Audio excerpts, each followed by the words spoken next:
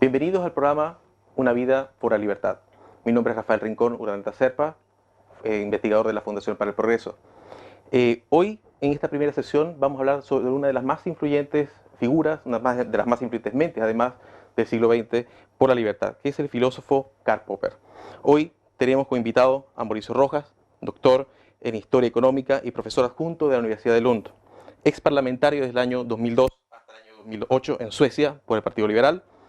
En octubre de 1973, después del golpe de Estado de ese año, deja el país y busca asilo político en Suecia. Mauricio Rojas evoluciona desde las ideas del marxismo-leninismo hacia el liberalismo. Muchas gracias, Mauricio, por acompañarnos hoy. Gracias a ustedes por invitarme. Primero quisiera comenzar con una breve biografía de Karl Popper, una breve reseña biográfica. Karl Popper nace en Viena, en lo que era en ese entonces el Imperio Austrohúngaro, en el año 1902. Es filósofo, escribe, tiene muchas obras, pero tres de ellas, las más importantes, son las que voy a citar en este momento, que son en 1934, Lógica de la Investigación Científica. Luego de eso deja su país natal, Austria, y escribe en 1944 La miseria del historicismo. En 1945 escribe quizás la que es una de las obras más importantes del autor, que es La sociedad abierta y sus enemigos. En 1969 se retira de la vida académica activa y recibe varios reconocimientos y membresías, ¿no? Fue miembro además de la Mount Vernon Society, fue nombrado caballero por la reina Isabel II del Reino Unido y en 1982 recibe la insignia de compañero de honor también de la reina Isabel. Con más de 90 años, Popper muere en 1994 en Londres. Mauricio, yo quisiera preguntarte primero, ¿cuál es tu primer contacto con la obra del autor? El primer contacto debe ser a comienzos de los años 80. Yo estaba entonces trabajando con mi tesis doctoral, que trata de filosofía de la historia y las raíces del marxismo y de su concepción del mundo.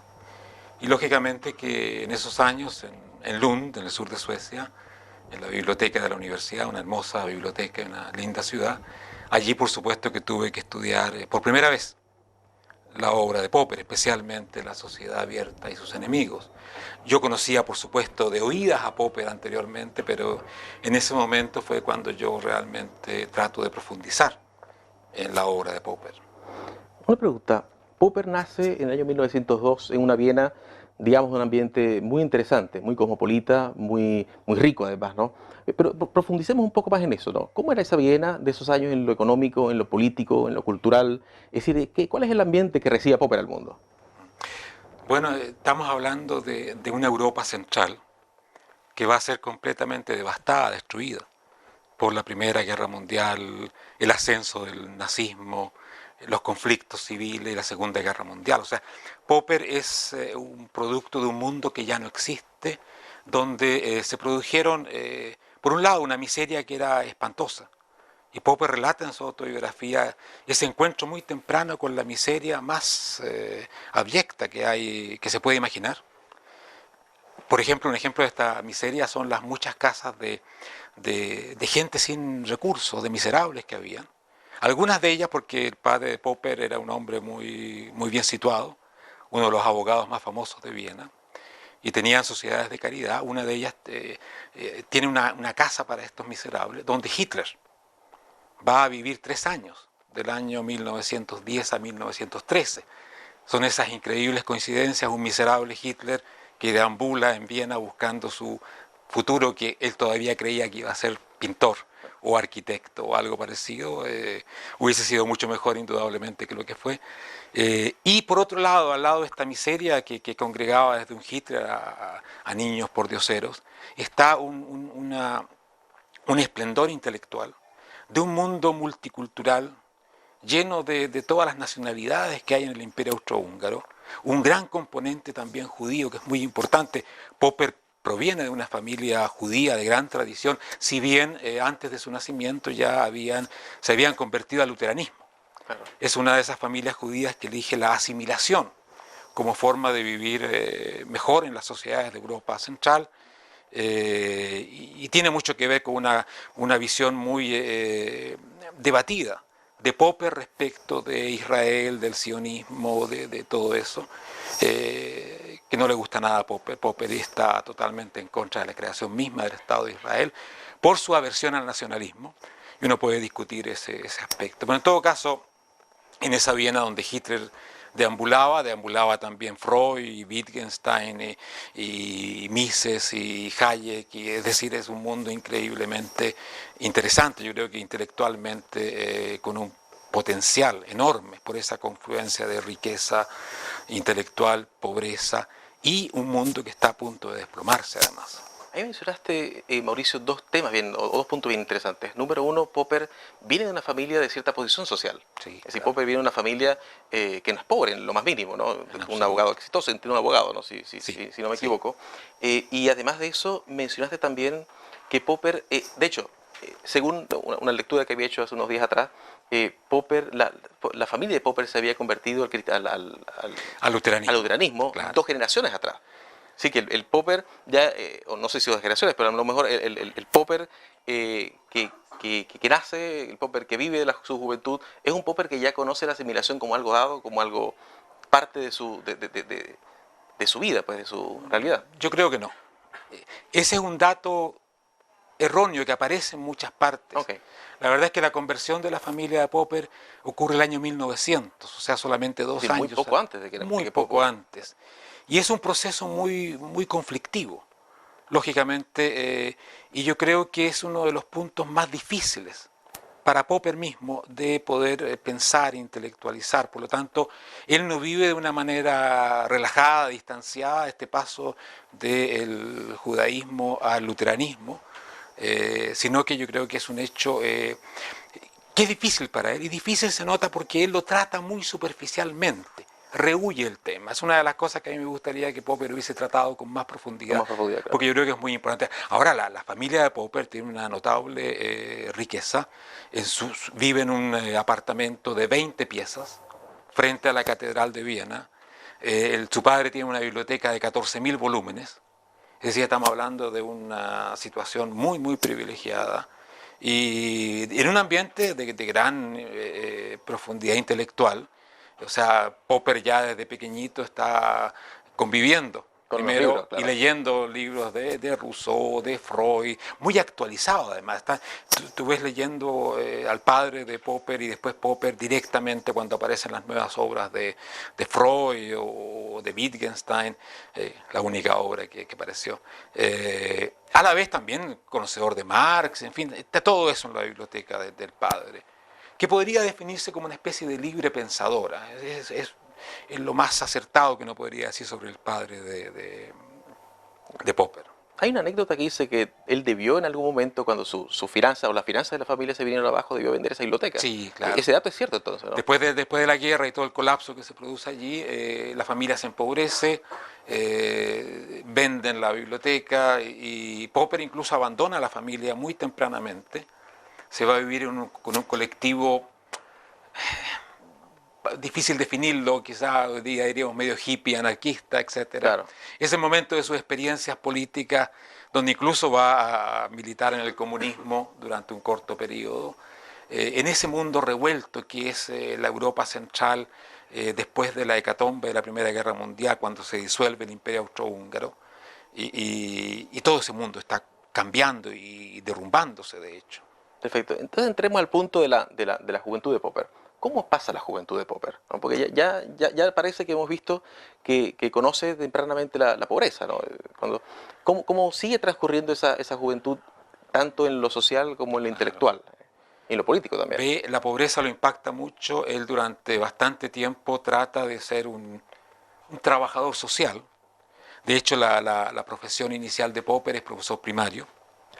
Él trabaja con niños que tienen problemas, o sea, tiene una vena social muy importante en ese mundo de pobreza. Ahora, si uno mira más su juventud, un hecho que lo marca mucho es el estallido de la Primera Guerra Mundial, que va a motivar una aversión al nacionalismo que es ya para siempre de parte de Popper. El nacionalismo es una bestia negra en su vida porque ha visto las consecuencias terribles que tiene. Claro. Ahora, después de la guerra, él deja su hogar, todo se está derrumbando y va a tener unas experiencias políticas muy importantes. El año 1919, cuando Popper tiene 17 años, es central en su vida. Ahí él tiene dos experiencias o dos contactos que son muy importantes. Uno es con el marxismo-leninismo revolucionario.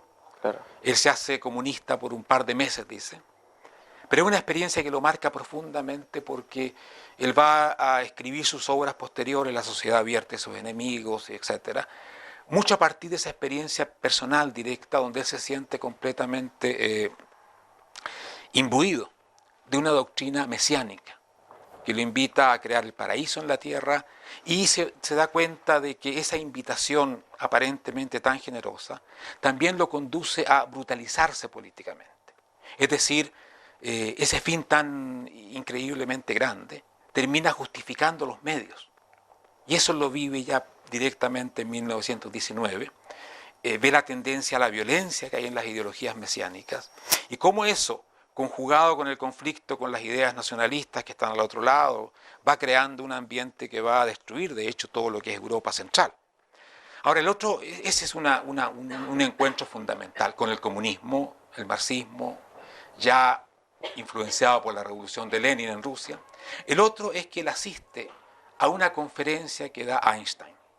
Okay. Einstein está en un momento culminante de su vida. El año 19 se hacen una serie de experimentos que prueban de que tenía razón, por lo menos hasta ese momento, diría Popper, que nunca cree en la razón definitiva ni absoluta, porque una serie de predicciones que él hace a partir de sus teorías se van comprobando a posteriori. Ahora, cuando él va a esta conferencia, encuentra un hombre allí que es lo más célebre que puede haber en ciencia, pero que tiene una actitud de probar, dudar, estar constantemente dispuesto a refutar sus propias ideas. Se da cuenta que hay ahí un científico verdadero, un espíritu crítico, que lo único que querría es que le desmintieran lo que él ha dicho, para que la ciencia progrese.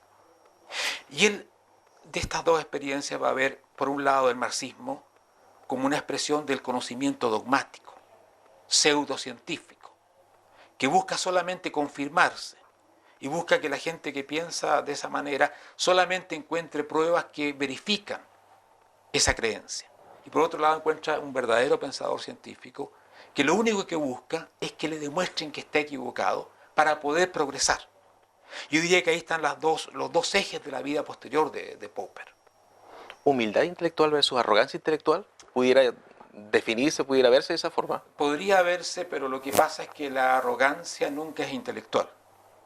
La arrogancia es antiintelectual. Y en ese momento Popper va a hacer una de sus experiencias también muy importantes, el año 20 al año 22. Él entra a trabajar con un maestro ebanista. Había decidido ser un artesano, está buscando un qué hacer, y el maestro que se llama Edelbert Pesch, según Popper le enseña lo más importante en teoría de la ciencia que él ha aprendido, que es la actitud socrática. La actitud socrática es reconocer de que lo único que sabemos es que no sabemos mucho o muy poco, y que tendremos siempre que saber más, y que cada verdad que lleguemos a conocer es relativa, es por este momento, porque nunca podemos llegar a la verdad. Por tanto, en ese momento con este maestro ebanista, él va a edificar una perspectiva de la teoría de la ciencia, que después lo va a acompañar largamente en su vida, toda su vida. Así que si te pregunto cuáles fueron las principales influencias, maestro, entonces hay una clave en esta conferencia en la que él asiste con Einstein y el maestro ebanista, que es curioso, ¿no? Porque uno se imagina grandes filósofos, pero cuando nos cuentas que una de sus grandes influencias es un maestro ebanista, claro. hacen... Y a través del maestro ebanista, el personaje, el pensador que significa más que ningún otro, que Sócrates. O sea, toda la perspectiva de Popper es socrática en un doble sentido. Uno que no cree en la verdad. Cree que el ser humano no puede alcanzar la verdad. En ese sentido, también está muy influenciado por Kant. En un sentido muy genérico, sin entrar a detalle, en el sentido de que Kant dice que existe la famosa cosa en sí, la realidad, a la cual el ser humano se puede acercar, pero nunca llegar a entenderla, porque la vemos con los anteojos de la razón humana. Por lo tanto, no vemos más allá, o no podemos ver más allá de nuestra propia visión, de nuestras gafas, de nuestros anteojos. Y esa es una base, digamos, del pensamiento de Popper. Nunca podremos alcanzar la verdad definitiva, podemos acercarnos.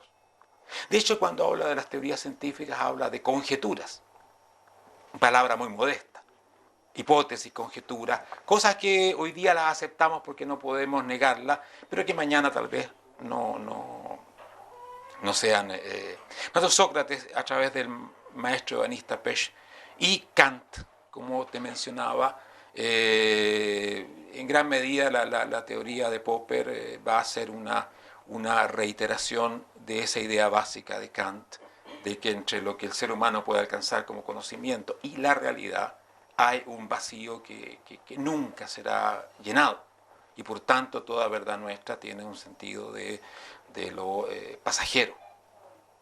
Son grandes influencias para él. Ahora, influencias negativas también tiene. Marx, Freud, Popper considera tanto que las teorías de Marx como de Freud son pseudociencias, ciencias aparentes que solamente buscan la reiteración y la verificación, que jamás buscan honestamente la refutación, que es lo que para Popper define la ciencia. Ciencia, un postulado científico, es aquel que se puede refutar y que formula exactamente las reglas de la refutación. ¿Cómo hace Einstein? Einstein dice, si esto no pasa, mi teoría está refutada. Y vamos a ver. Eso no existe, por supuesto, ni en el marxismo, ni en la fe, ni en las creencias religiosas, porque son postulados de otro tipo. Por lo tanto, para eso es muy importante este tipo de bases cognitivas de su desarrollo. Claro, bueno, Paul Johnson en algún momento, una crítica que hace a Marx dice que Marx solamente estaba interesado en programar la verdad. Su verdad, claro. Sí. Y que después la llama socialismo científico y materialismo no sé cuánto, aquí y allá, y crea la pseudociencia, que es muy importante. Por eso te decía, esa actitud no es de arrogancia intelectual, es de absoluta ignorancia intelectual. Porque eso es suponer que lo sé todo ya, porque sé 4 cosas acerca de la historia, o creo saber 4 cosas, es la antítesis de la posición intelectual. La posición intelectual es la de Sócrates, la de Einstein. Vamos viendo, aprendamos un poquito de esa ignorancia que nunca lograremos superar. Yo te decía, que no se me vaya esto, que era socrático en 2 sentidos de Popper. Te hablé de este acercamiento a la realidad que nunca puede llegar a la verdad absoluta. Pero hay otro punto importante. Tal como Sócrates, Popper cree en valores que deben ser defendidos. Es una de sus luchas fundamentales es contra lo que él llama el relativismo moral, que se expresa en la vida de Sócrates cuando Sócrates decide morir por ciertas ideas. Él dice cuando le ofrecen un famoso final después del juicio, que puede escapar. Él dice no, porque si lo hiciera, negaría principios por los cuales yo he vivido toda la vida. Claro. Y esos principios hay que defenderlos incluso con la vida propia. En ese sentido, Popper postula un equilibrio que es muy complicado. La conciencia de que todo conocimiento es relativo, junto con la decisión de sostener ciertas ideas, poder luchar por ellas, no ser indiferente frente al mundo, tomar siempre partido, que yo creo que es una actitud intelectual muy importante. Aquel intelectual que dijera, es que como no sé si la verdad absoluta nunca se va a encontrar o lo que sea, entonces no puedo tomar posición ni partido, estaría dejando que el mundo fuese organizado por otras ideas. Ese es un balance que Popper trata de mantener hasta el fin de su vida. Perfecto. Vayamos un poco otra vez a esta experiencia de Popper con el socialismo, ¿no? Hay una cita de Mario Vargas Llosa que dice textualmente, porque escribe un artículo, parece que 2012, que en el País de España, dice: Popper aprendió el oficio de carpintero, bueno, ebanista, con su maestro ebanista, y militó en el socialismo más radical, ¿Cómo es entonces que este Popper, que se convierte en un crítico duro del socialismo, cómo es su paso por esta experiencia? Porque además que es algo que se repite, ¿no? Hay varios intelectuales que en algún momento militaron en la fila del socialismo o directamente el comunismo y después hicieron el paso, el giro radical hacia otras ideas. Bueno, yo creo que este tipo de intelectuales, al vivir como una experiencia personal esa pasión revolucionaria representada por el marxismo, entienden su atractivo y por ello que después pueden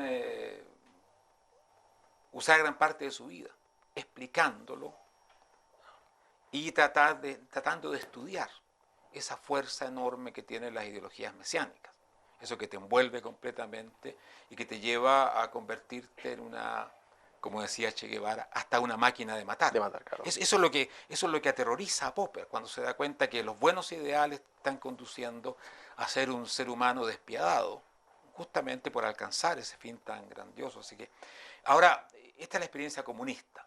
Popper mantiene durante un cierto tiempo una posición socialista moderada, muy común en esos tiempos en Europa. En la Viera Roja, llamaban, ¿no?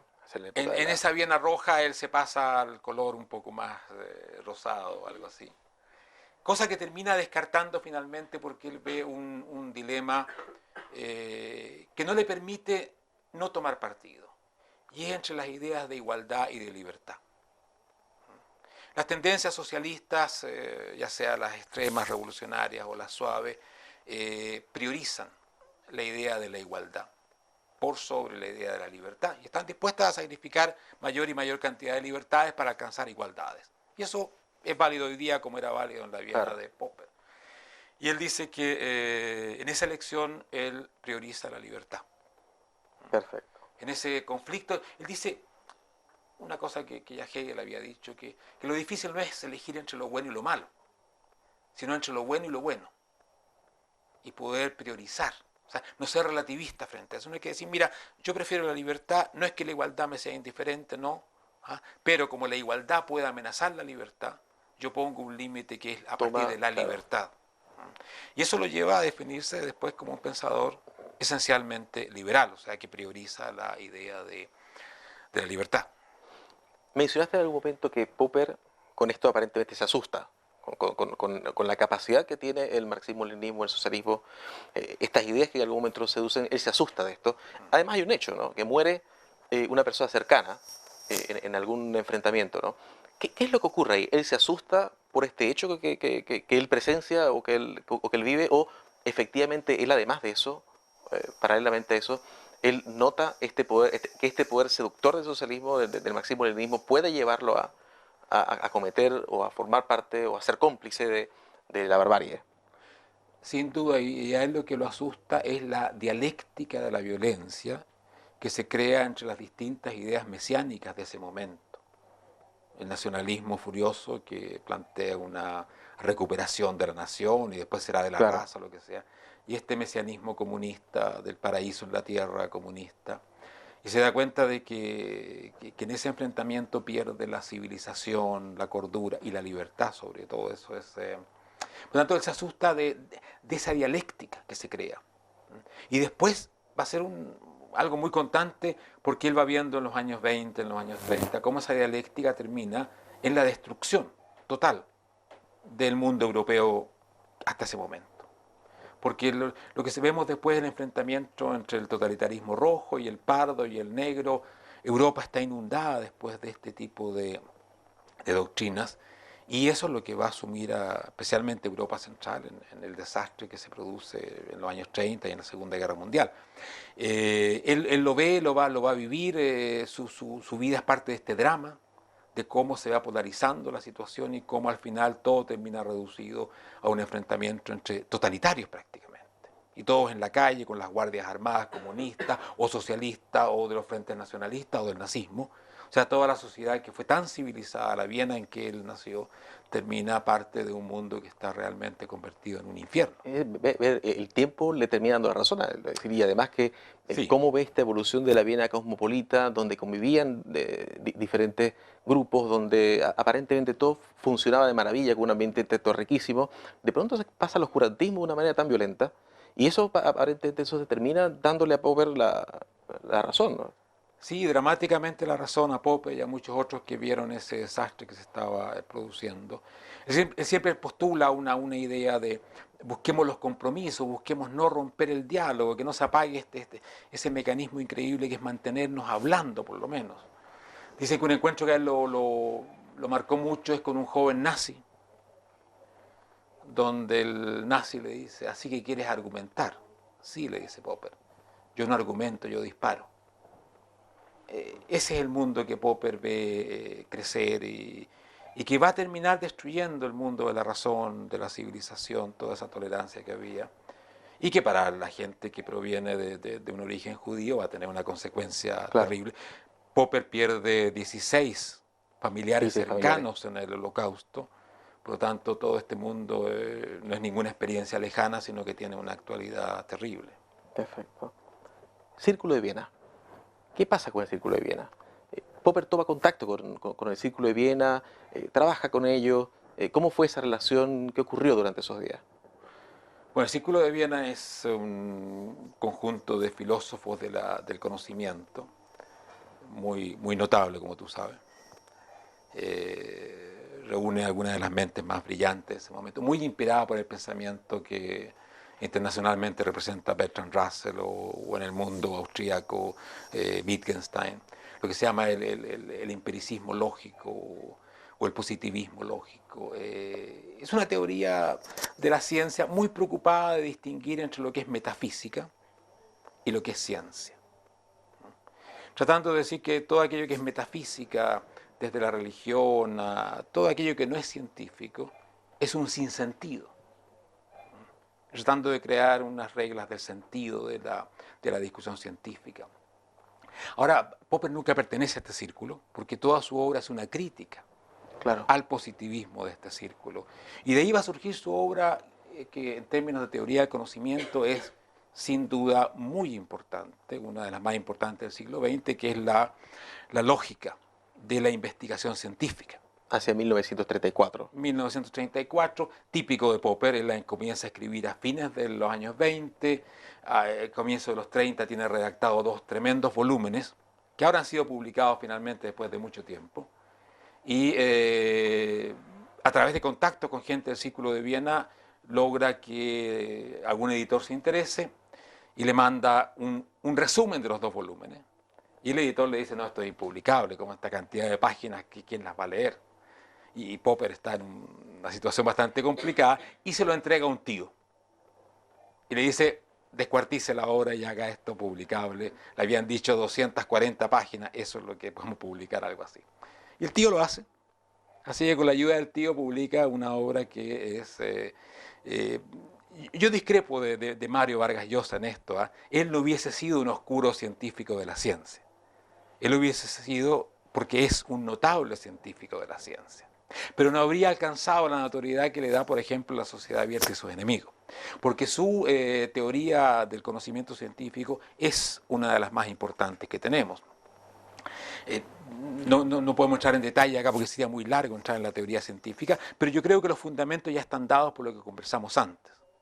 La ciencia se compone de conjeturas, de hipótesis, que a diferencia de otras conjeturas, porque todo nuestro conocimiento son conjeturas, está formulado de una manera que pueda ser, y aquí viene el concepto más importante de la teoría de Popper, falsificable o falsable. No tenemos una buena palabra. Refutable es la mejor traducción al español. Es decir, debe ser formulada de una manera que ofrezca una cantidad, ojalá muy importante, de refutaciones. Es decir, es una teoría deductiva. Formulamos algo sobre la realidad, pero que puede ser empíricamente refutado. Todo esto tiene una tremenda importancia. El Círculo de Viena postulaba que el conocimiento científico era inductivo, salía de las cosas hacia la teoría. En eso no cree Popper en absoluto, toda su teoría es una crítica, eso cree que la teoría se formula en el mundo de las ideas, pero tiene que formularse de una manera que yo pueda decir, fracasó porque este experimento dice que esto está mal formulado. Y él dice, la potencia de una teoría está dada por la cantidad de refutaciones posibles. Eso da la extensión del contenido de la teoría. O sea, si yo planteo una teoría que puede ser refutada de 50 maneras, es una excelente teoría. Llena de riesgos, por supuesto, tengo Claro. 50 riesgos que corro. Si una teoría dice no puede ser refutada porque siempre encuentro alguna justificación, no es una teoría científica. Lo que no quiere decir para Popper que sea una tontera. Preguntarse si Dios existe es una pregunta válida e importante. Preguntarse sobre los valores, que no tienen nada que ver con esto, para Popper es legítimo e importante, pero no es ciencia. Para el Círculo de Viena, estas preguntas son sin sentidos.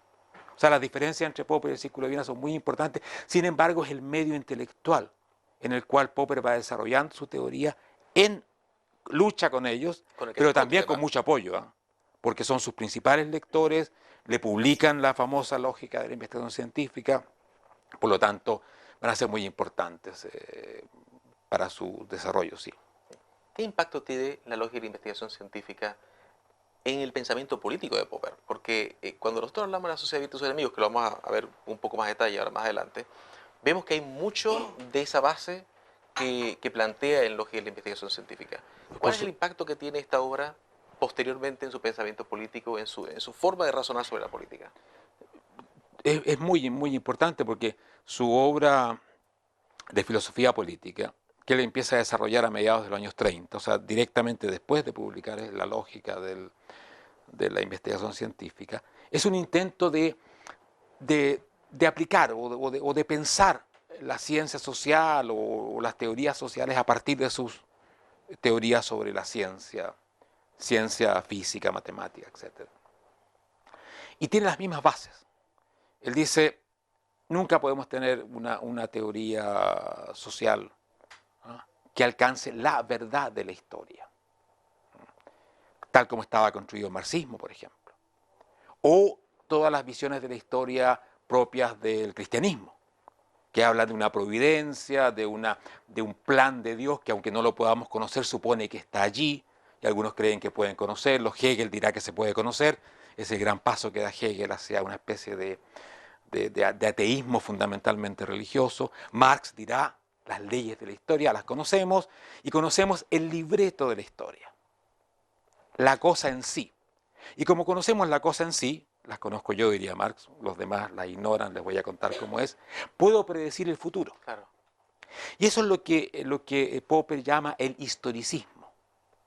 El historicismo es una pretensión de estas pseudociencias de conocer el libreto de la historia, el sentido de la historia, por ello poder predecir el fin de la historia, etcétera, que es justamente lo que él ha encontrado en el marxismo. Claro, y que es la base del socialismo científico. Por eso que se dice científico, y por eso dicen que el comunismo es inevitable, y se crea toda esa idea de que hay un conocimiento superior de la historia, que maneja Marx, Lenin y unos cuantos bienaventurados, que después se creen con el derecho de imponerle esa verdad, la verdad.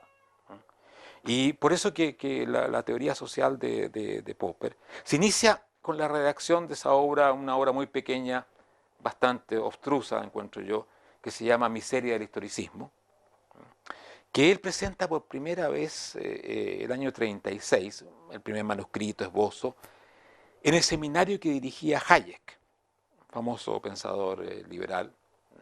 Ahí estrena este tipo de ideas y después las va a desarrollar en Nueva Zelanda, cuando ya ha dejado Austria el año 37, y de allí va a brotar también la sociedad abierta a sus enemigos. Pero es la misma idea, frente a la historia, modestia, frente al conocimiento, tenemos que saber de que nunca llegamos a eso, tenemos que saber de que no podemos alcanzar el conocimiento absoluto, menos predecir a dónde va el destino del ser humano, y menos crear sociedades perfectas, o creer, peor todavía, creer que poseemos la verdad de la sociedad perfecta, que será una de las esencias de la sociedad abierta y sus enemigos. Popper de alguna manera entonces se plantea casi como un dolor de cabeza para el científico que espera buscar la verdad, ¿no?, o para el teórico que espera buscar la verdad, y además para el político que también quiere, digamos, tiene estas teorías o que con algún concepto, algún modelo teórico puede construir cosas,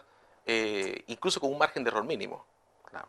Bueno, eso, toda su famosa teoría de la ingeniería social fragmentaria, nombre un poco raro, pero bueno, eso es. O sea, de que tenemos que avanzar poco a poco, tanteando. Gradualmente. Gradualmente, porque nos equivocamos, tenemos que ir probando. Es la misma teoría que él tiene respecto a la ciencia y que se manifiesta en esto de la prueba y el error. Claro. Dame una conjetura, dame las formas de refutarla y vamos probándola. Es la misma idea que él dice en ciencia política, en teoría política, en política. Debemos tener ese mismo cuidado. Y el que venga con la idea de que tiene la verdad, la idea del paraíso, la sociedad ideal, etc., ese es un mentiroso, una persona que quiere engañarnos y nos quiere conducir a este tipo de pensamiento mesiánico, dogmático, que representa el marxismo o el nazismo o cualquiera de estas doctrinas. Volvamos a otro hito de la vida de Popper. Popper sale del país. Sí. Popper en el año 37, si mal no recuerdo, sale de Austria, ¿no? de su país natal. Él se va y de hecho gran parte de su obra él la produce fuera, si no es toda casi, ¿no? Claro. Cuéntanos un poco más, Mauricio, cómo se produce esta salida de Austria, qué consecuencias tiene, a dónde va, cuáles son las vueltas que da, porque además intenta aparentemente inicialmente ir a otros países y termina en Nueva Zelanda como momento. Claro. Bueno, para Popper está claro con la llegada de Hitler al poder, incluso antes, de que el asunto se va a poner muy, muy peligroso. Él incluso queda sorprendido de que tomó tanto tiempo, porque él veía venir ya la tempestad nazista con una fuerza increíble. Y por lo tanto él empieza a buscar formas de salvarse, de salir de esa Europa que va a ser devastada. Por eso ya el año 35, 36 comienza a hacer viajes afuera. A partir del éxito relativo que tuvo la lógica del descubrimiento científico. Relativo digo porque en total creo que se vendieron 400 ejemplares. Antes que llegaran los nazis a Austria y lo quemaran, claro, los 400 restantes, porque se editaron solamente 800 ejemplares. Bueno. Pero esos 400 tuvieron gran impacto y le permitieron ser invitado a muchas partes. Entre esas partes llega a Inglaterra, donde encuentra a Hayek y presenta en el seminario de Hayek el año, creo que en julio del 36, el esbozo de la miseria de la filosofía, del historicismo, perdón. A final del año 36 le llega una invitación a irse a Inglaterra, originalmente. También le llega conjuntamente una invitación desde Nueva Zelanda. Y al menos esto es lo que él relata, él declina la invitación a Inglaterra, diciéndole a sus amables, gentiles, los que lo habían invitado, que inviten a otro personaje amenazado en la Europa Central. Porque era un tipo de invitación muy flexible. Porque él puede aceptar la invitación a irse a Nueva Zelanda. O sea que él habría dejado su plaza, digamos, su lugar en Inglaterra. Incluso hay una persona concreta que es la que termina salvándose, aceptando la invitación que Popper ha declinado y se va a Nueva Zelanda. Y en ese mundo aislado de todo, como él dice, a 8 semanas, creo, no sé. Geográficamente. Imagínate, en el tiempo de la guerra, además, él viaja a través del canal de Cabo de Hornos, un larguísimo viaje. Ahí va a vivir desde el año 37 hasta el año 45. Después se va a Inglaterra finalmente. Vive la guerra en Nueva Zelanda. Pasa la guerra, lo que es salvarse de la guerra. Y ahí va a escribir sus dos grandes obras de historia, de filosofía, de historia de la filosofía y de filosofía del pensamiento político, que es La sociedad abierta y Miseria del historicismo. Perfecto. Mauricio, vayamos un poco más a los contenidos de La sociedad abierta y sus enemigos, porque esta es difícil decir si es la más importante, porque las otras son fundamentales, pero sí al menos es quizás la que más se conoce de Popper. Y cuando uno menciona a Popper, uno enseguida piensa en La sociedad abierta y sus enemigos. ¿Qué contiene esa obra? Esa obra es además que un libro enorme, sí, con una cantidad de reflexiones sobre Platón, sobre Hegel, sobre Marx. La señora de Popper siempre se enojaba con la gente que decía lo que tú dices, que era la obra más importante. Ella siempre consideró que la lógica del descubrimiento científico era la obra de él. Pero sin duda que es la más importante porque fue la que tuvo un impacto decisivo. Le costó mucho publicarla, pero una vez publicada, gracias a Hayek interviene en la vida de Popper en algunos momentos claves, por ejemplo, para la publicación de La sociedad abierta y sus enemigos, y después para invitarlo a Inglaterra. Por eso que en la autobiografía de Popper dice, Hayek me salvó 2 veces la vida. Y probablemente tenía razón. Pero en todo caso, la sociedad advierte a su enemigo es la gran reflexión de Popper sobre la experiencia totalitaria de Europa. Ese es el tema de la obra. Ahora es un tema que hay que... está como en el trasfondo de la obra.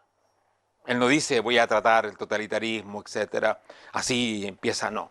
Él hace él quiere llegar a entender por qué ha pasado lo que ha pasado en esa Europa que fue tan civilizada, aunque había mucha pobreza, pero que era, en fin, todo lo que la Viena que él conoció, ese imperio multicultural y bastante tolerante.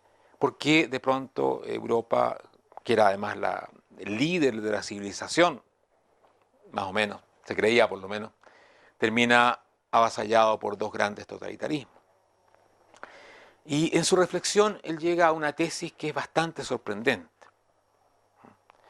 Él llega a la tesis de que la culpable del totalitarismo es la libertad.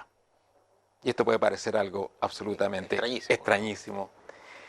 Pero Popper dice lo siguiente: el ser humano tiene una raigambre, una naturaleza fundamentalmente gregaria. La tribu. La tribu. Surge, vive históricamente, si miramos todo lo que es la historia del ser humano, es que ha vivido el 99,99% en tribus, en sociedades muy colectivas, en grupos a veces muy pequeños, donde ni siquiera el individuo existe, tal como nosotros lo concebimos, menos la libertad individual, o sea, la libertad de estar contra tu grupo, porque tú piensas distinto, tener derechos que protegen tu integridad como individuo de tu grupo, que es lo que llamamos los derechos humanos, mal que mal, el derecho a pensar distinto de tu grupo, a discrepar, etc. Todo eso no pertenece a la historia larga del ser humano. Ahora, en esa historia, en los últimos, qué sé yo, 2000 años, un poco más, hay atisbos del ser humano para romper esta condición tribal, gregaria, lo que él llama la sociedad cerrada, y pasar a una sociedad de los individuos, del conocimiento racional, de la crítica, lo que él llama la sociedad abierta. El primero de esos intentos, muy todavía parcial, se produce, según él, en la Atenas clásica de Pericles y de Sócrates. Y está representada por estos 2 personajes, y en filosofía por Sócrates. Ahora, cuando eso se produce, Popper dice, hay una reacción. Nuestro instinto colectivista, la voluntad de restablecer el orden que la libertad quiebra. Porque la libertad es desorden, libertad es experimento, es cambio. Es que tú me puedes venir con una idea hoy día que me rompe todos mis esquemas, mis creencias, desafía todo lo que tengo, en fin. Esa es la libertad. La libertad es subversiva. Desestabilizadora. Es un lío, pero es un bonito lío.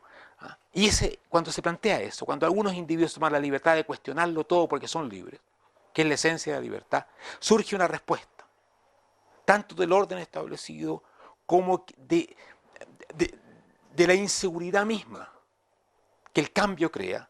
Surge un deseo de restablecer el orden, la sociedad cerrada de nuevo, combatiendo la libertad. Ese es el rol que, según Popper, juega Platón. Platón es la respuesta, la reacción al paso que Sócrates da hacia la libertad de pensamiento. Claro, y contra él carga la artillería, además, ¿no? Va a cargar mucho la artillería. Por lo tanto, él ve un movimiento de la libertad como un movimiento dialéctico de avance de la libertad y reacciones. Y de reacción, claro. Por eso que yo te decía que su tesis, que aparece muy sorprendente, es que es la libertad la que causa totalitarismo. Porque la respuesta que va a venir contra la libertad no es simplemente restablecer el viejo orden, sino que es una respuesta que habitualmente plantea un colectivismo aún más fuerte, que destruye esa libertad que se ha creado. O sea, no quiere solamente volver a la tradición, sino que quiere crear un orden definitivamente estable, controlado, cerrado, que impida todo nacimiento de la libertad. Ahora, él ve que después de ese momento hay un segundo momento culminante en este proceso, que puede ser muy discutido si corresponde o no históricamente a lo que Popper ha dicho, pero es tu tesis, que es la ilustración, la irrupción del mundo moderno. Él está seguramente pensando mucho en Kant, su famoso escrito que es la ilustración.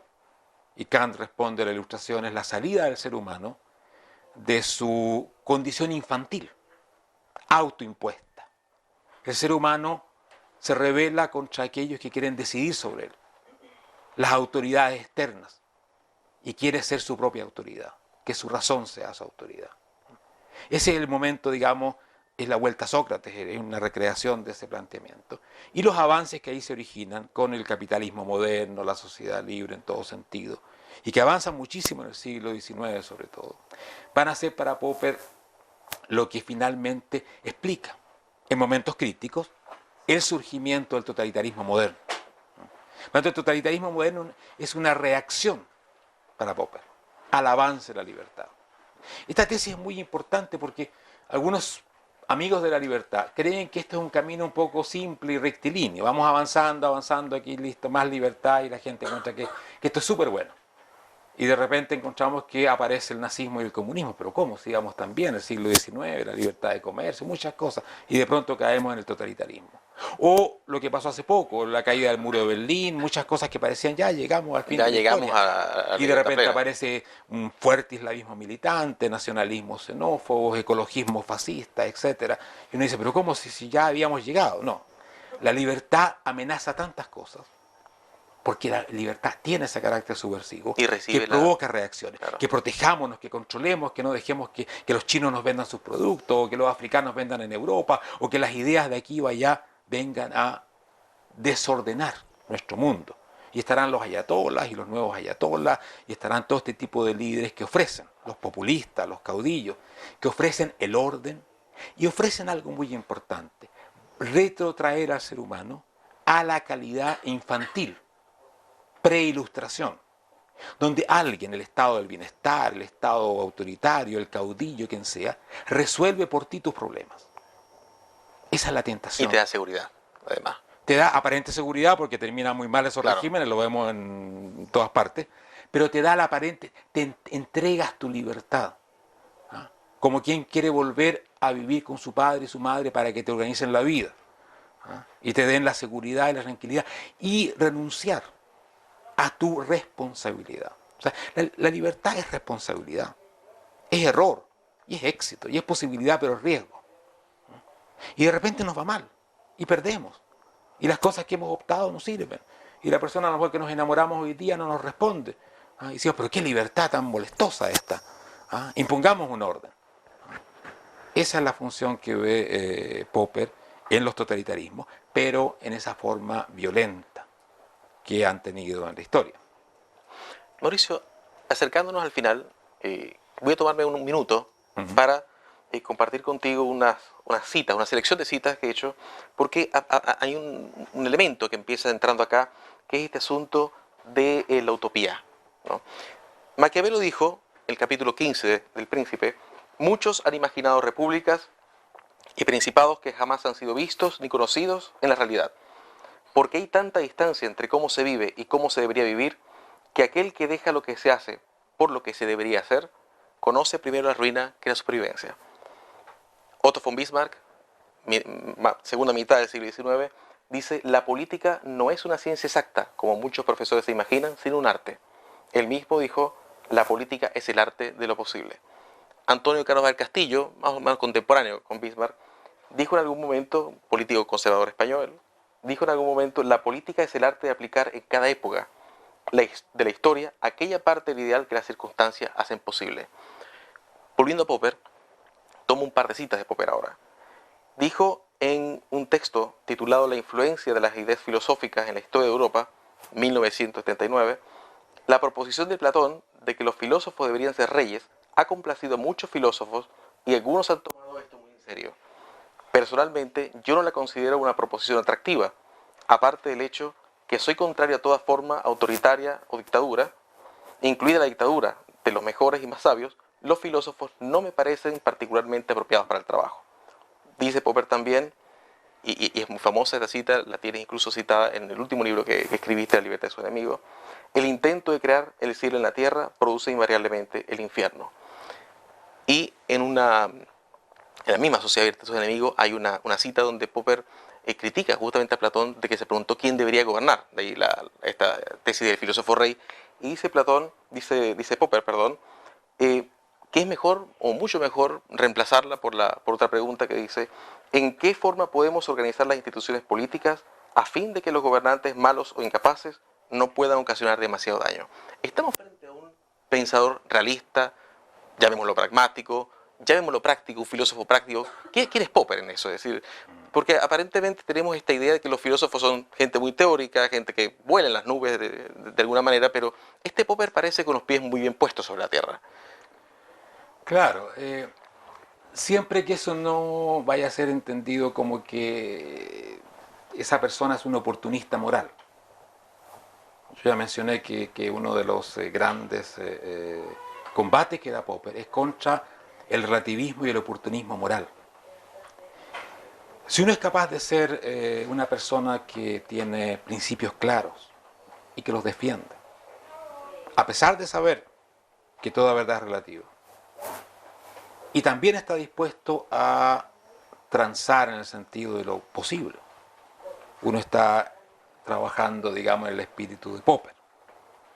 Ahora, si uno dice, tendré los principios que me permite el día a día, no está trabajando para nada de acuerdo a las ideas de Popper. Porque entonces no tiene principios. Los principios no salen así día a día, los principios no salen de lo posible. Los principios son reglas morales que uno considera importantes. Y que nos guían además. Nos guían, aunque sean imposibles en ese momento. O sea, son dos cosas muy distintas. Ahora, ese realismo hay que conjugarlo también con su oposición a estas utopías. Y tú nombraste a Platón, y es interesante porque le dedica todo el primer tomo de la Sociedad Abierta y sus Enemigos. No solamente a esa pregunta de Platón, ¿quién debe gobernar? Que para Popper es una mala pregunta. Para Popper la pregunta importante es ¿cómo hacemos que los gobernantes tengan el menor poder posible?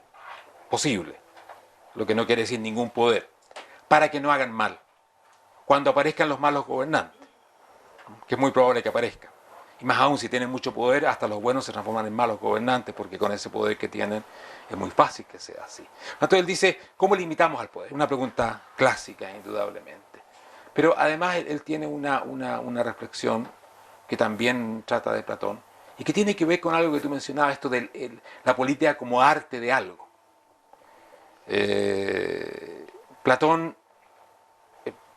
Popper critica mucho la idea de la política como arte.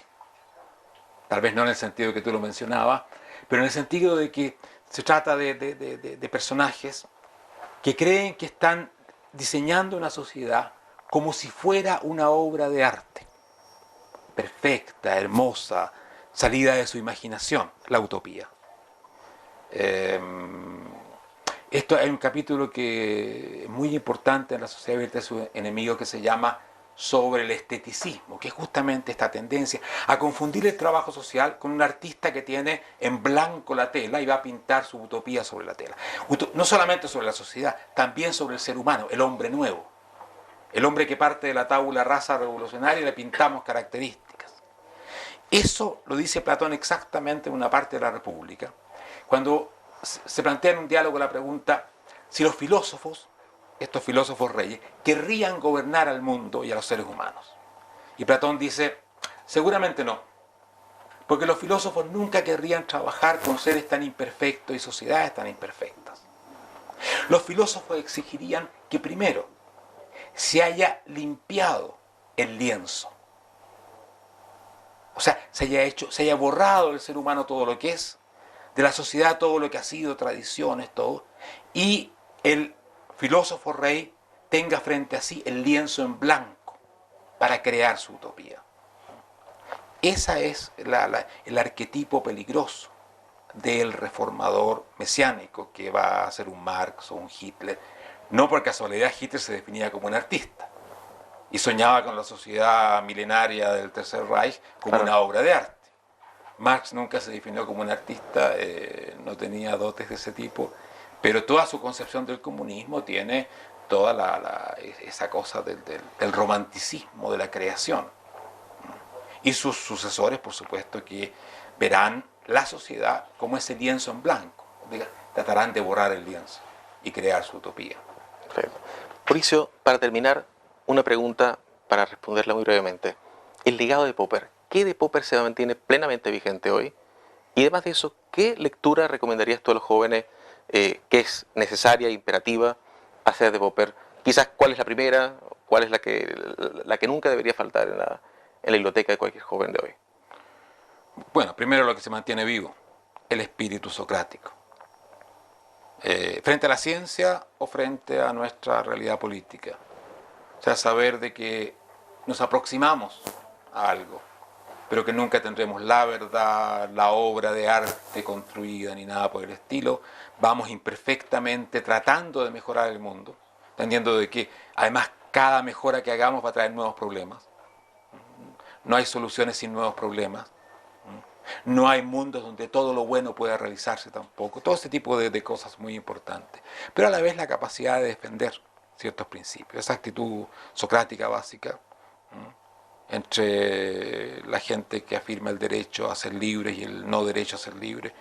Optamos, sabemos por qué, lo justificamos y estamos dispuestos a luchar por ello.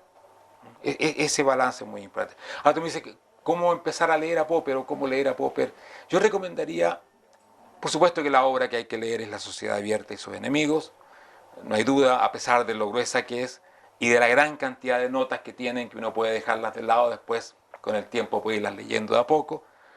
Popper era una persona que le ponía una cantidad de notas extraordinarias al texto, que son muy interesantes en sí mismas, pero que hacen bastante engorroso la lectura. De repente uno puede estar metido en una discusión con Einstein sobre la teoría de la relatividad en la nota 52 de algo distinto, pero bueno, era parte de Popper.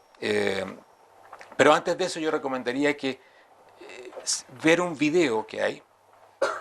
Se puede buscar en español, uno pone en el buscador la filosofía de Karl Raimund Popper, y es una entrevista en 5 partes hecha por la televisión alemana, con subtítulos en español. Hay que activar los subtítulos, si no, no aparecen, y que es muy buena. Popper aparece directamente, aparece Helmut Schmidt y otros que han sido muy influenciados por Popper. Es una buena introducción. También habla de su historia, del medio ambiente que lo ve crecer, etc. Después yo diría que no haría mal leer un par de textos de Mario Vargas Llosa, que es un gran lector de Popper, que lo conoció personalmente además. Hay algunos textos, hay un texto del año 93, publicado en 93, que se llama Karl Popper al día, creo que se llama, algo así. Hay que buscarlo, es una muy buena introducción. Y después de eso uno, yo creo que está en condiciones de una mejor manera dar el salto a la sociedad abierta. La autobiografía está Del año bastante... 76, creo. Del año... escrita en 69 y publicada en 76. Está bastante bien, pero según lo que hoy día se entiende, tiene una cantidad de no verdades importantes. Como toda racionalización posterior. Hoy día hay obras muy importantes sobre el desarrollo intelectual de Popper que muestran de que hay una serie de defectos importantes en la autobiografía, pero es un texto muy interesante para conocer su evolución también.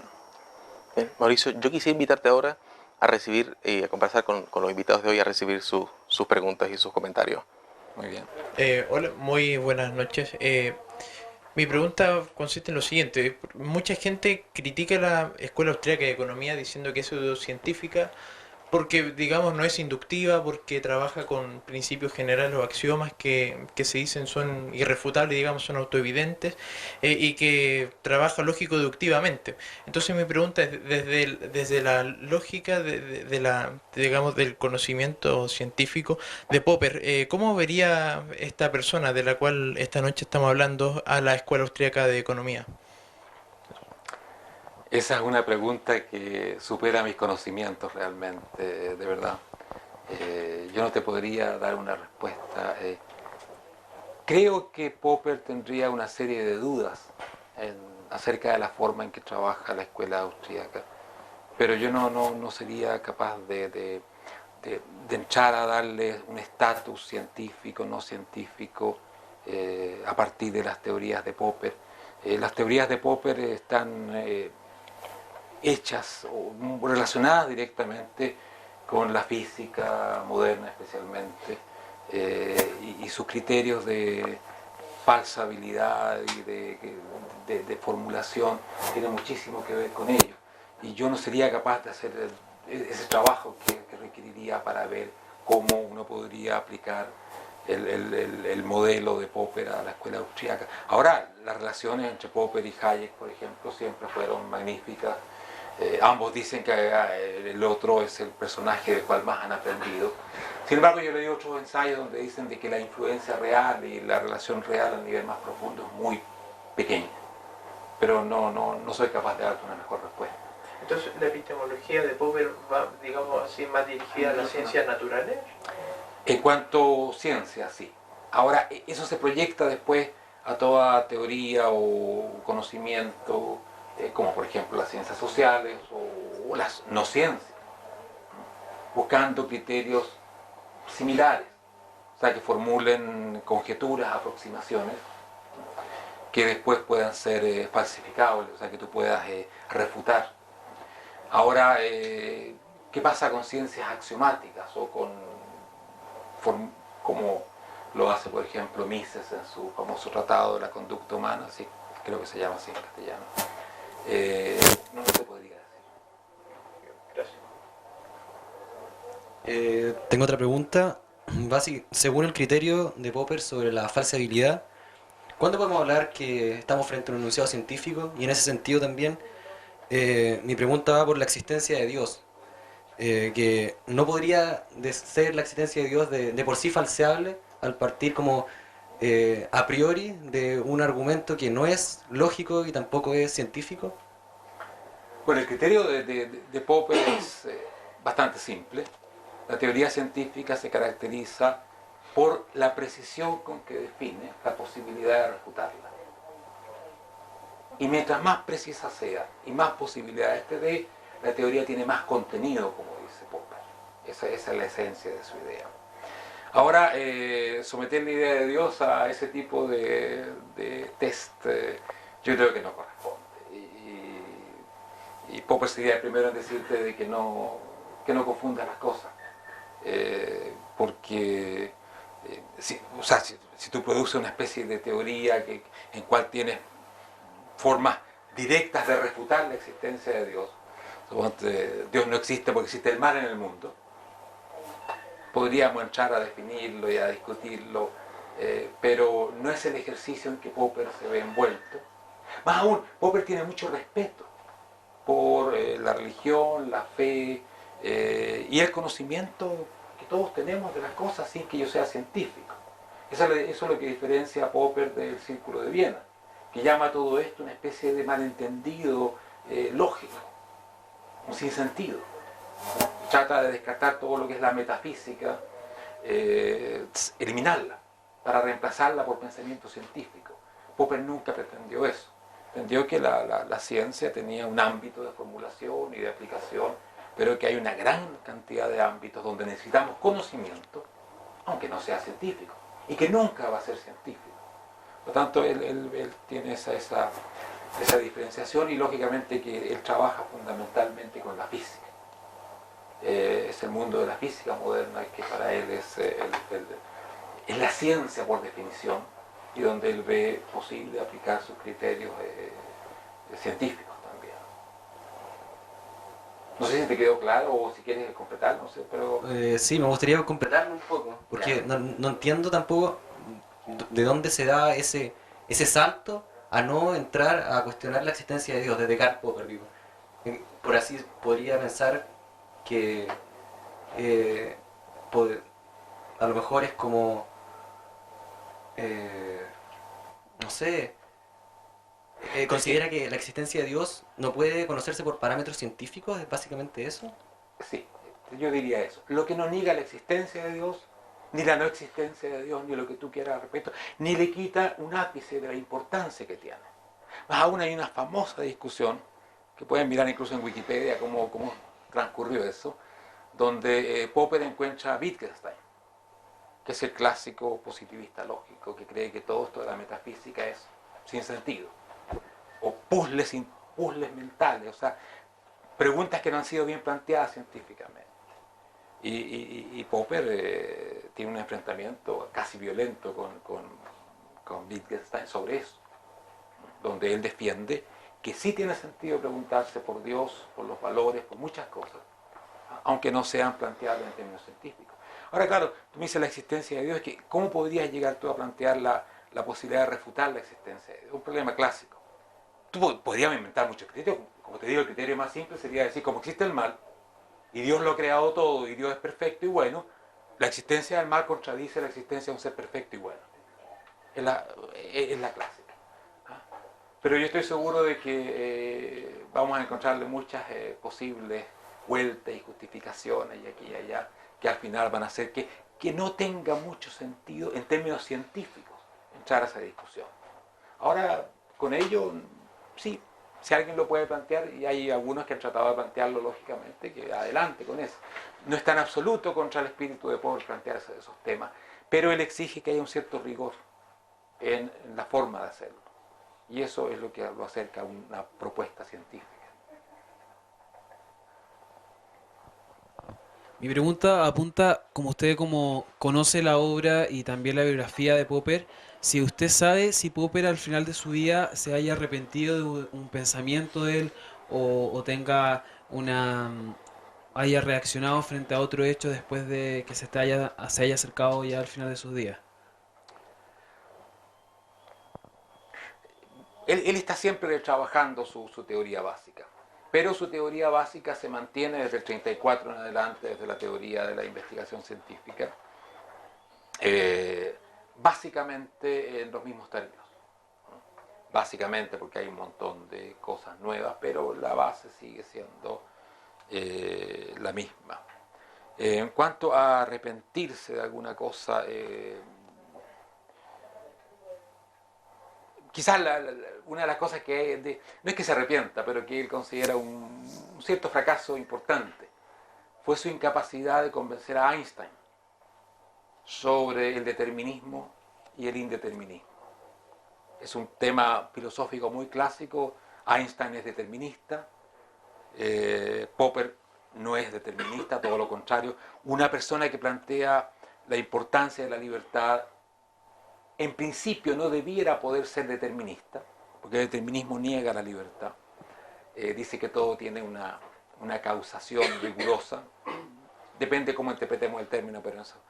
Y Popper encuentra a Einstein y tiene una larga discusión sobre el tema, lo que nos cuenta un poco de la profundidad de Popper. Él trata de producir una prueba física del indeterminismo y lo va a discutir con la mente más brillante que haya existido en términos de física. Y por supuesto que yo no tengo ni así de capacidad de decirte por dónde van las cosas en ese sentido, ¿eh? Yo espontáneamente digo que me inclino por el no determinismo, ¿eh? O sea, en términos clásicos por Epicuro, ¿no?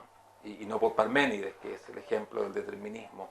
Quizás ese fue uno de los, no los errores de Popper, pero una de las cosas en que él reflexiona y dice, que no logré hacer tambalear a Einstein, no era fácil el asunto, lo más probable es que Einstein se hubiese logrado lo contrario. ¿Por ella? Sí. Gracias, Mauricio. Hola. Ahora. Hemos hablado bastante de Karl Popper, pero yo quería preguntar, aprovechando, tengo muchas preguntas que hacer, pero, sobre ti, sobre tu experiencia personal.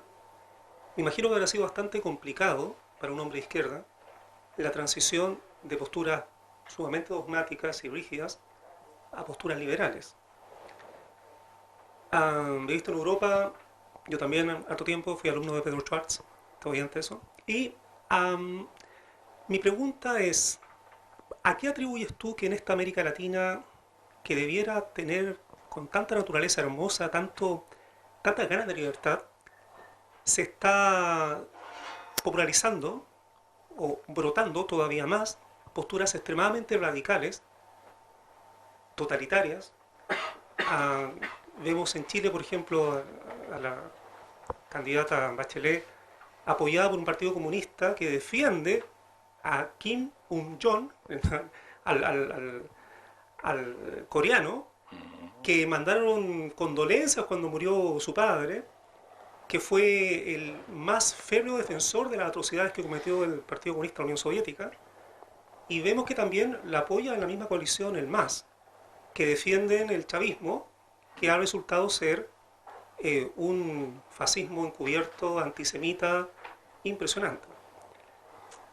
¿Cómo podría esta izquierda latinoamericana evolucionar hacia conceptos más democráticos y más científicos, en el sentido de que lo que se demostró empíricamente en Europa, que fracasó, lo dejen atrás y aceptar las reglas del juego de la democracia y la libertad de los mercados como parte de su filosofía y propuesta política? Eso. Gracias. Bien complicada la pregunta que me hace. Casi sería tema de otra conversación. Yo creo que una parte de la izquierda está evolucionando en ese sentido. Es lo que Álvaro Vargas Llosa llama la izquierda herbívora, comparada con la izquierda más agresiva y sí, caníbal, o cosas por el estilo. Pero la pregunta sobre la tentación latinoamericana por el pensamiento tribal, mágico, donde el hombre delega a autoridades exteriores el hecho de razonar, de asumir la responsabilidad. Una aproximación. Yo creo que efectivamente la búsqueda de las soluciones mágicas ha sido una constante en gran parte de la historia latinoamericana. Quizás por la frustración, quizás por las muchas cosas que no han funcionado. Existe la búsqueda y la explotación del deseo de la solución, habitualmente encarnado por el caudillo, o la presidenta, o el Estado, quien sea, que nos va a dar un montón de cosas. Derechos, libertades, paraísos, bienes, que no son conseguidos por la responsabilidad personal y el esfuerzo personal, que es el enfoque liberal, popperiano y cualquier liberal, sino que es conseguido porque alguien superior a ti te organiza el mundo y tu vida y te da bienestar y felicidad. En la historia latinoamericana hemos tenido reiterados ejemplos y yo lo veo muy relacionado con nuestros fracasos históricos de generar sociedades más dinámicas, más libres, más iguales también en cuanto a oportunidades, a trato entre los seres humanos. Estas son sociedades profundamente divididas, inaceptablemente injustas también, que lógicamente que son un caldo de cultivo para que vengan estos personajes mesiánicos y le digan a ese pueblo que tiene muchísimas razones para estar descontento, aquí vengo yo a salvarlos. Un Perón, un Chávez, un Castro. Ahora, la versión marxista es más sofisticada en el sentido de es toda una teoría de la historia. El latinoamericano tiende más a creer en el líder, lisa y llanamente en el caudillo, en el hombre fuerte o la mujer fuerte que le va a solucionar sus problemas. Pero esto no es solamente de América Latina. Después todo Hitler no es ningún latinoamericano, ni Mussolini, ni otros ejemplos de... Es una reacción en momentos difíciles, donde se apela al sentimiento de la tribu, y donde los seres humanos creen que entregando su libertad a algo superior van a conseguir vidas mejores. Y bueno, todavía estamos en ello y tenemos ejemplos muy recientes de esto en América Latina. Pero creo que hoy día estamos en ese sentido progresando también. Tenemos una historia de caudillismo y de creencia en las soluciones mágicas que es tremenda.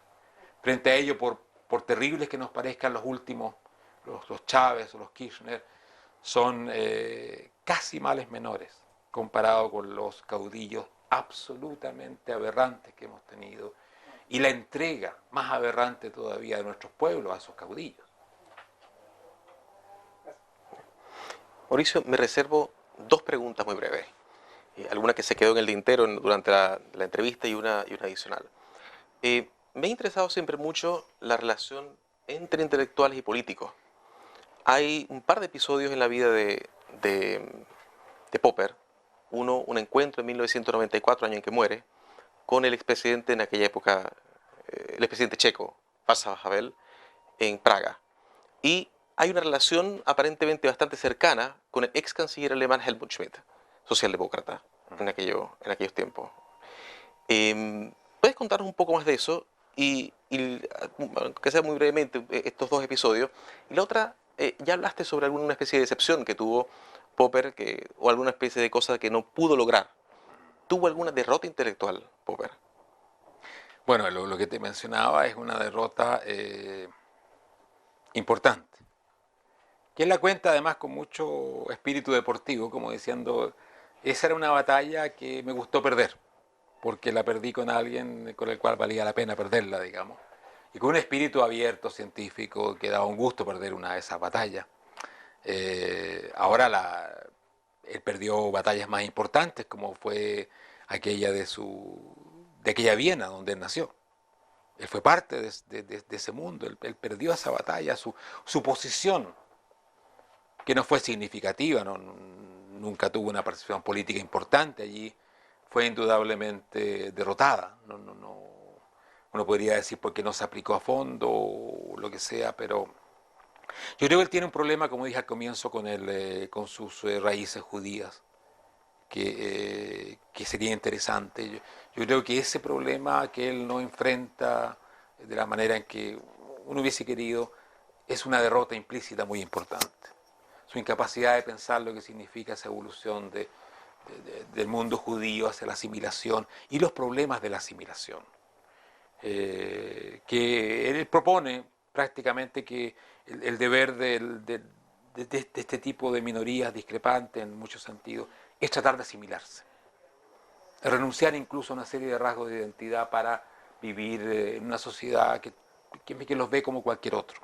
Es una posición por lo menos complicada esa, y que contradice en gran parte su admiración por la Viena multicultural y muy diversa que había, pero creo que es un problema muy importante. Así que eso como en términos de derrota. Después tú me hablabas de algunos. Popper vivió mucho tiempo. Él escribe en las últimas cosas que escribe, dice, ya todos mis amigos han muerto y todo mi mundo ha muerto. 92 años es bastante, digamos. Pero él se transforma en un referente y en un filósofo muy actual para una gran cantidad de políticos de distinta ubicación, desde esa socialdemocracia democrática que Helmut Schmidt representa, a Václav Havel y otros. Él es leído, es admirado, es estudiado, es usado y encuentra a muchos de estos personajes. Tú nombras ese último encuentro, Popper tiene 92 años, pues, va a cumplir ya, y visita Praga para recibir un premio. Le llovían los premios al final de su vida. Y encuentra a este símbolo en realidad de la lucha por la libertad, que es Havel, y tiene un encuentro ahí en el palacio, el castillo de Praga, sobre el cual no sé mucho detalle, pero después Havel va a nombrarlo en algunos discursos que él tiene, rememorando, porque Havel va a recibir pronto el premio de Premio Sociedad Abierta, creo que se llama. Y él justamente iba a recordar este encuentro con mucho cariño, y que hace poco me visitó un hombre que había vivido tantos años y cuenta un poco su encuentro. Yo creo que él tuvo gran influencia sobre este tipo de políticos, líderes políticos, no solamente moderados y realistas, sino también con alguna ambición de anclar el pensamiento político en ideas filosóficas, lo que no es común. Pero que es muy importante para que ese pensamiento no muera en el día a día. La lucha por las ideas, la presencia de las ideas es un elemento muy central. Es una política que no se transforma en un oportunismo de cualquier cosa vale. Y para eso hay que tener rectores, parámetros morales importantes, y Popper fue un gran parámetro moral, y también en el sentido de lo que es ciencia, lo que no es ciencia, lo que es verdad, lo que no es verdad, etcétera. Mauricio, muchísimas gracias por haber aceptado nuestra invitación y por esta interesantísima conversación que nos ha ofrecido hoy. Gracias a ti, gracias a todos ustedes, gracias por las preguntas y por haber tenido la paciencia de escucharnos todo este rato. Gracias. Muchas gracias.